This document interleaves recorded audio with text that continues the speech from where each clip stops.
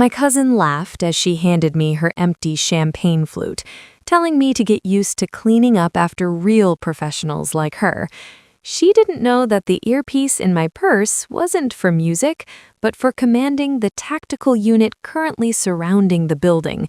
The crystal glass was cold against my fingers, coated in a thin film of condensation and the lingering warmth of Serenity Hoffman's expensive moisturizer. I took it, not because I was subservient, but because it was easier than causing a scene. Around us, the grand ballroom of the Elysium Heights Hotel hummed with the vibration of 1,000 conversations, the clinking of silverware, and the pretentious laughter of the city's elite. "Oh, Savannah, you really should have dressed up a bit more," Serenity cooed, tilting her head to the side. Her dress was a shimmering column of emerald silk, cut low enough to scandalize the older generation, but expensive enough to silence them. "It's a black tie gala, darling. That skirt looks like something you'd wear to answer phones at that little dental office of yours." "It's a pantsuit, Serenity," I said, my voice kept deliberately even, "and it's comfortable." "Comfortable?" she scoffed, turning her back to me to scan the room for someone more important. "That's the word people use when they've given up." I placed the glass on a passing waiter's tray and smoothed the lapel of my blazer. Inside the lining, I could feel the reassuring weight of a thin, encrypted drive.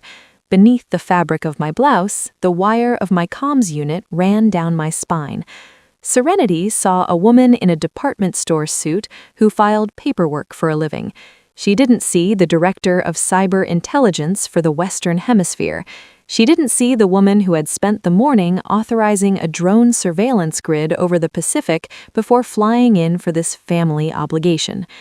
I walked over to the edge of the ballroom, seeking refuge near the floor-to-ceiling windows that offered a panoramic view of the city skyline. The gala was in honor of my grandfather's legacy, a real estate empire that had bloated the bank accounts of my relatives and inflated their egos to dangerous proportions. Douglas Rodriguez, my uncle and perhaps the only tolerable member of the bloodline, was standing near the bar, looking uncomfortable in his tuxedo. Douglas spotted me and waved me over. His face was flushed, likely from the heat of the room rather than alcohol. Douglas was a teetotaler, a man of discipline in a family of excess. "Savannah," he said, his voice dropping to a conspiratorial whisper as I approached. "Please tell me you have an escape plan. Serenity has been talking about her new yacht for 20 minutes. I'm ready to jump out the window."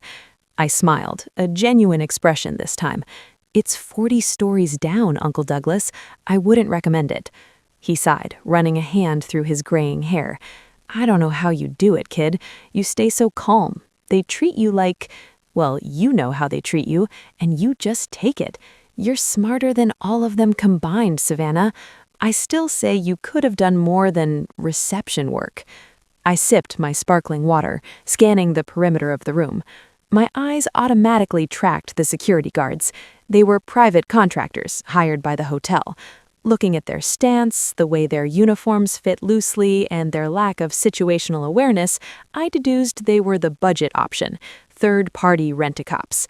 "I like my job, Douglas," I lied smoothly. "It's quiet, low stress." He looked at me with sad eyes. "You were top of your class at the university. You had so much potential. I just hate seeing you settle." I squeezed his arm. "I'm happy, Uncle. Really." Suddenly, the ambient noise of the room shifted.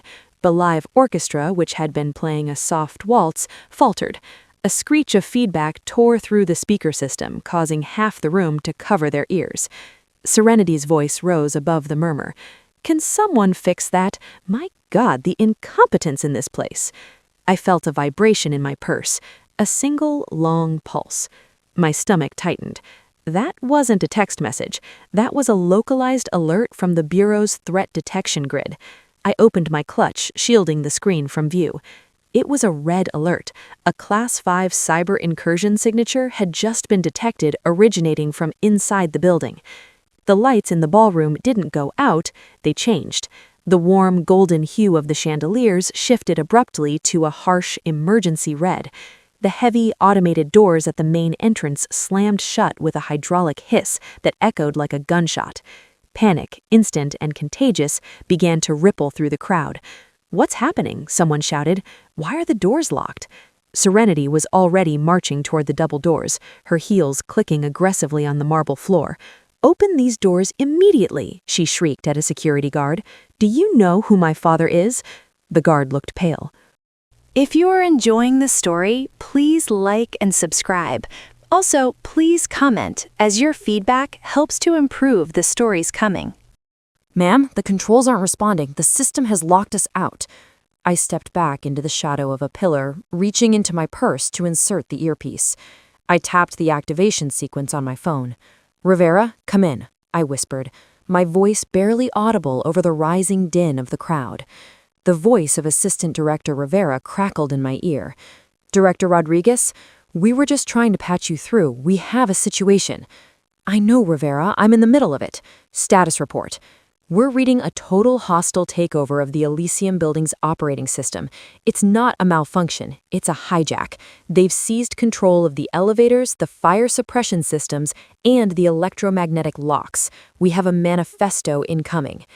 I watched as the massive 4K screens behind the stage, which had been displaying a slideshow of my grandfather's life, flickered and went black. A moment later, a logo appeared, a fractured digital skull.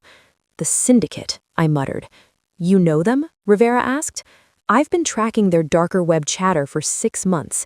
They specialize in high-value hostage situations without ever stepping foot in the room. They turn the building into the weapon." A distorted voice boomed through the speakers. "Ladies and gentlemen of the Rodriguez dynasty and esteemed guests, you are currently contained. Any attempt to breach the doors will result in the activation of the fire suppression system. We have replaced the water in the tanks with a halon-based chemical compound. It removes oxygen from the room in under 30 seconds.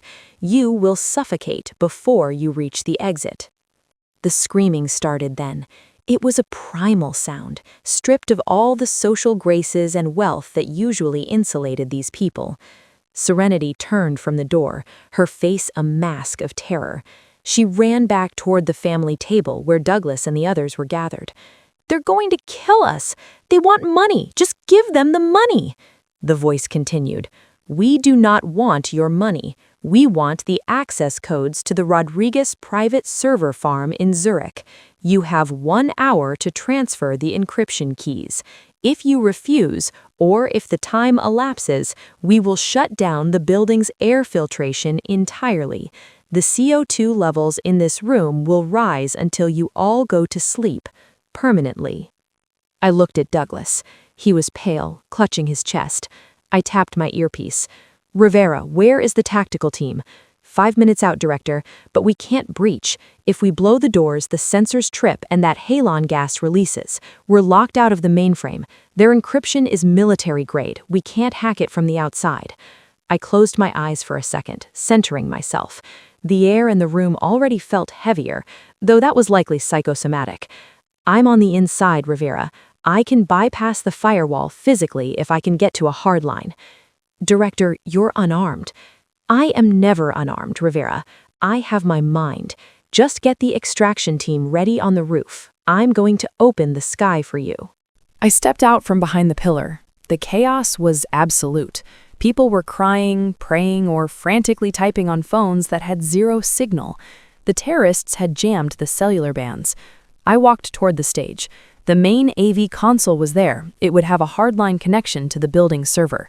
As I moved, I had to weave through the crowd. Serenity blocked my path, grabbing my arm with a grip that was painful. "Where do you think you're going?" she hissed, her eyes wide and manic. "We need to stay together." "Let go, Serenity," I said calmly. "Don't be stupid. You think you can just walk out? You're a receptionist, Savannah. You don't know how the world works. Sit down and shut up before you get us all killed." I looked at her hand on my arm, then up at her eyes. The disdain was still there, layered over the fear. She needed someone to control because she had lost control of everything else. I pulled my arm away with a sharp, precise twist that broke her grip without hurting her. "Sit down, Serenity," I commanded. My voice wasn't loud, but it carried the tone of authority I used to brief the president. It cut through her panic for a split second, leaving her stunned. I continued to the stage. Douglas saw me and took a step forward. "Savannah, what are you doing?" "I'm going to work, Uncle," I said. I vaulted onto the stage. The AV technicians were huddled in the corner, terrified. The console was flashing red, locked down by the syndicate's malware. I pulled a small, seemingly innocent compact mirror from my clutch. I cracked the casing, revealing a hidden USB interface and a micro keyboard. It was a prototype decryption tool, standard issue for director-level operatives. "Rivera, I'm at the terminal. I'm initiating a localized override." "Copy that, Director. We have snipers on the adjacent rooftops, but they can't see through the thermal blocking on the windows. We are blind. I'll give you eyes in a moment." I plugged the device into the console's maintenance port. My fingers flew across the holographic projection of the keyboard that beamed onto the desk surface. The code poured down the screen, a chaotic waterfall of green and red. Behind me, I heard Serenity's shrill voice again. "Look at her! She's playing with the DJ equipment! She's lost her mind! Savannah, get down from there! You're embarrassing the family!" I ignored her. I was parsing the syndicate's logic bomb. It was sophisticated, layered with traps. If I made a mistake, the halon gas would trigger. "Come on," I whispered. The screen flashed. Access denied. I gritted my teeth. They were cycling the encryption keys every 10 seconds. I needed to predict the next algorithm. "Rivera, I need you to run a brute force attack on the external firewall, not to break in, but to distract them." "On it," Rivera replied instantly.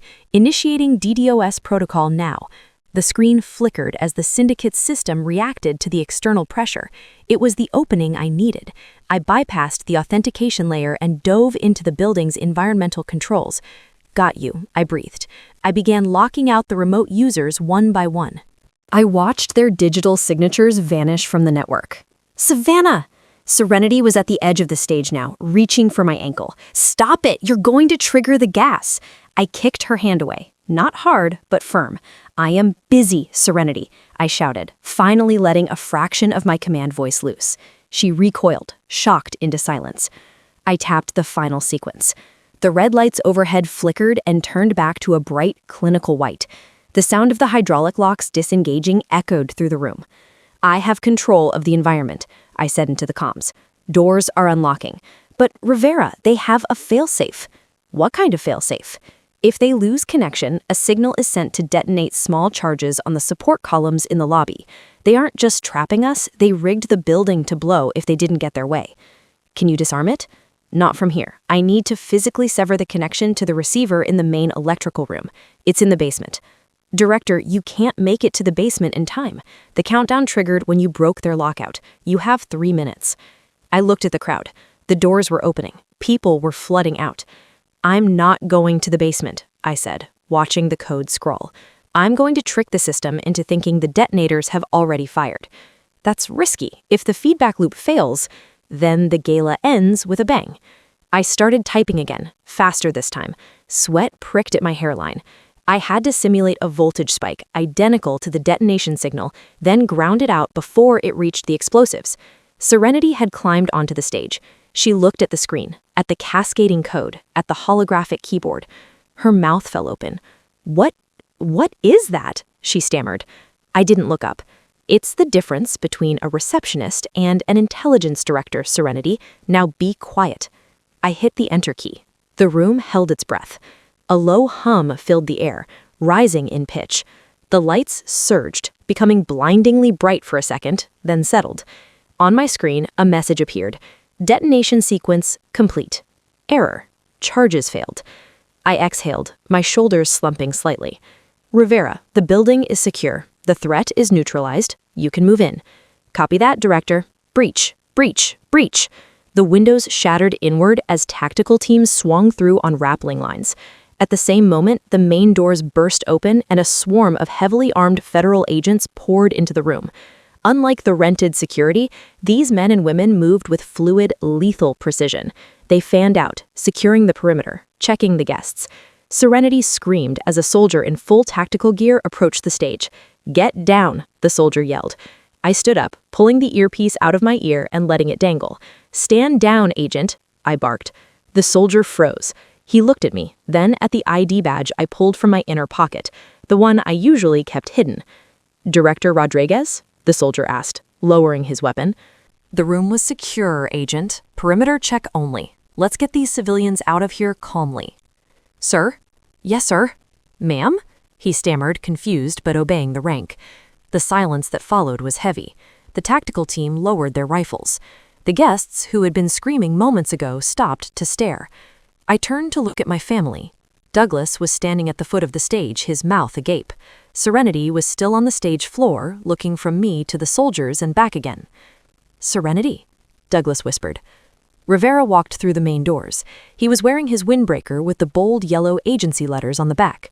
He scanned the room, spotted me, and marched straight toward the stage.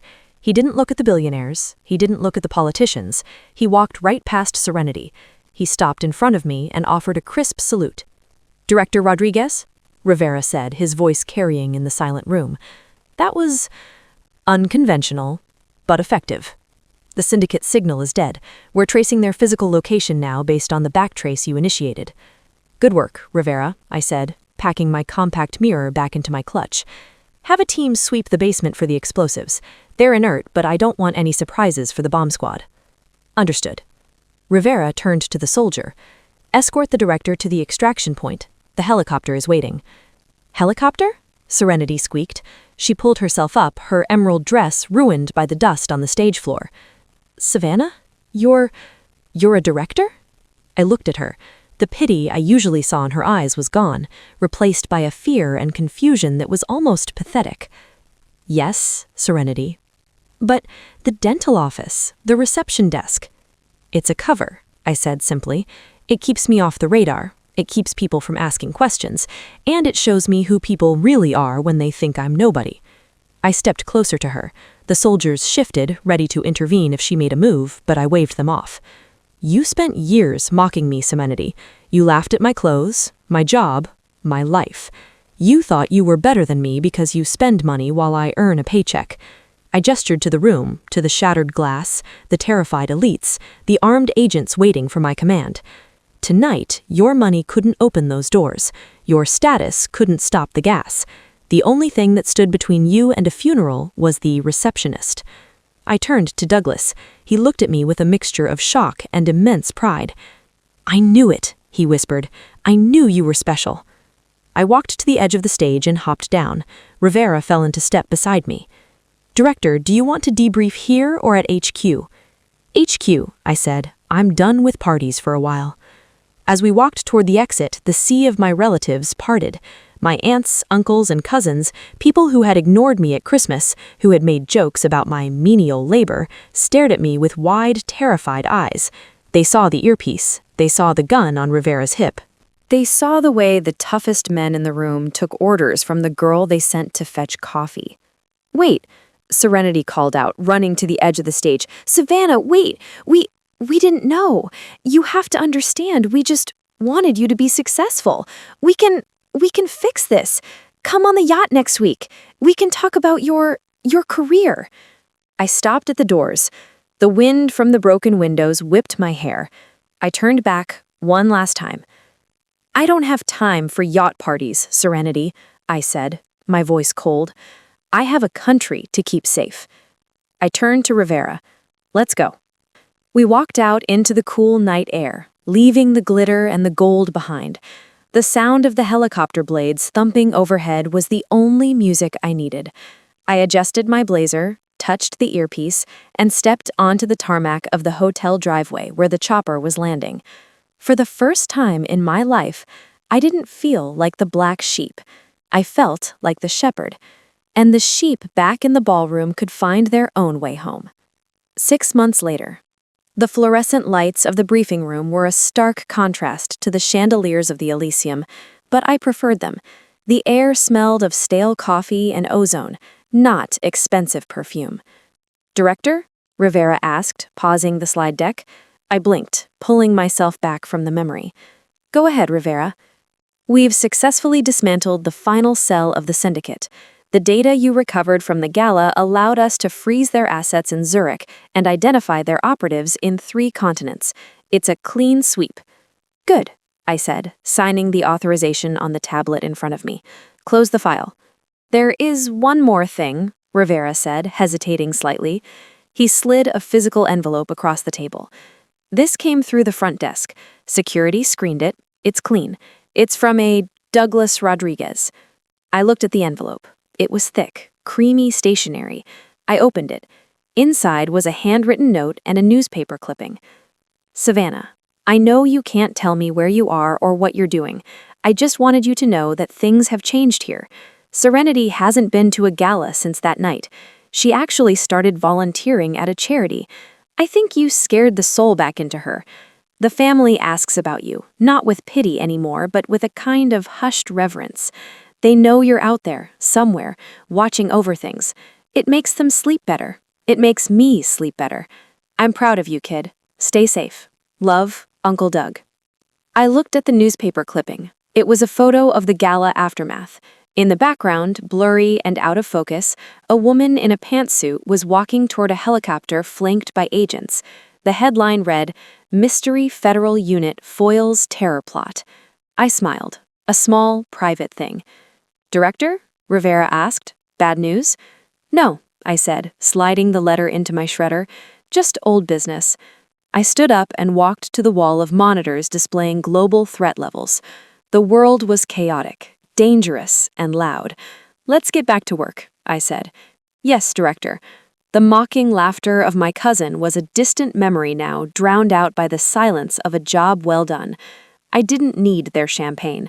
I had the satisfaction of knowing that when the world locked down, I was the one holding the key.